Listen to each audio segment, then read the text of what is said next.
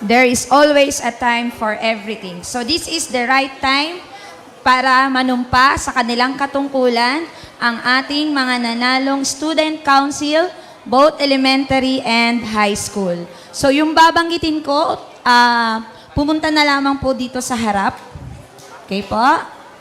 Okay, simulan natin sa elementary department. So ito yung time para ma-witness ng mga high school ang inyong panunumpa sa inyong katungkulan. Okay po, simulan natin sa elementary. Grade 4 representative, Rodil Ray Josh. Wala. Okay, grade 5 representative, Alcazar Cheska Finea. Okay, palakpakan po natin.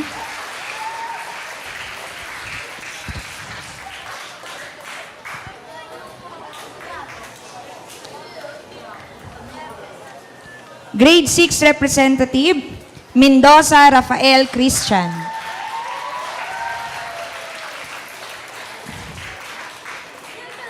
PRO, D. Carl Paulo and Princess May Villanueva.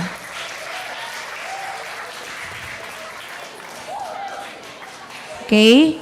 Auditor, Gonzaga Mike Zander from grade 6. Treasurer, Bandoy Raisa Nicole. Secretary, Bista Francine Eloisa. Vice President, Alcazar Cheska Samara. Okay. Yung kambal, ano? Forward kayo dito kasi sa likod yung high school. Ayan. And of course, the President of Student Councils, Elementary Department, Kyle Ashley Pimentel. Okay? Medyo dikit na lang kayo. Yan. Okay, high school sa likod, Okay, high school department, grade 7 representative, Zu Soriano. Diyan na lang sa likod.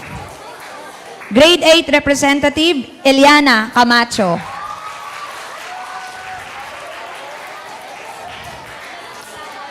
Forward kayo dito ng konti para makadaan sila. Yan.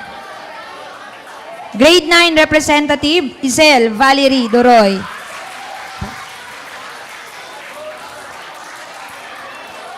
Grade 10 representative, Timothy Melchor.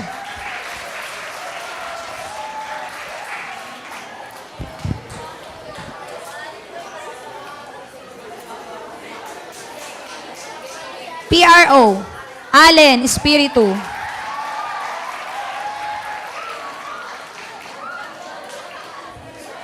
Okay.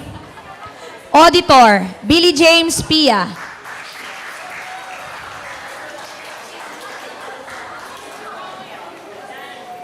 Treasurer, Darlan Jimenez.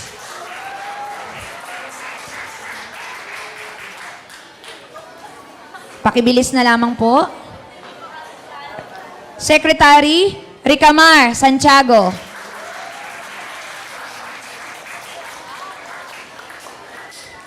Vice President, Alexis Pangilinan from grade 9.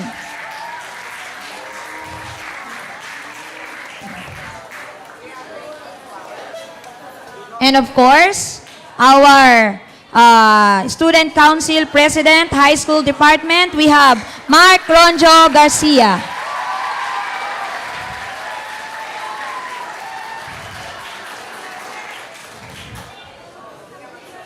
Okay. So, itaas ang kanang kamay. Okay. At repeat after me. Ako si, banggitin ang pangalan.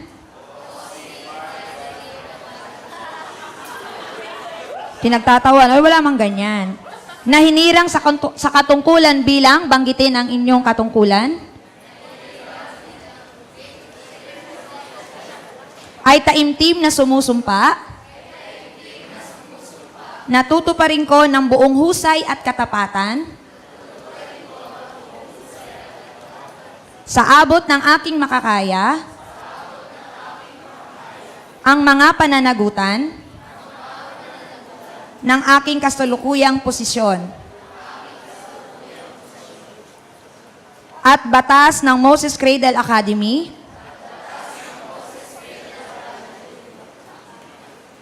tunay akong mananalig at tatalima rito na susundin ko ang mga batas ng paaralan, mga kautusang legal, at mga dekretong pinaiiral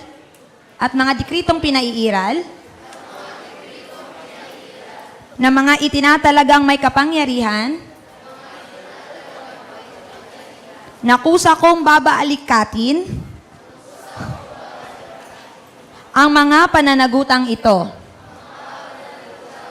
nang walang anumang pasubali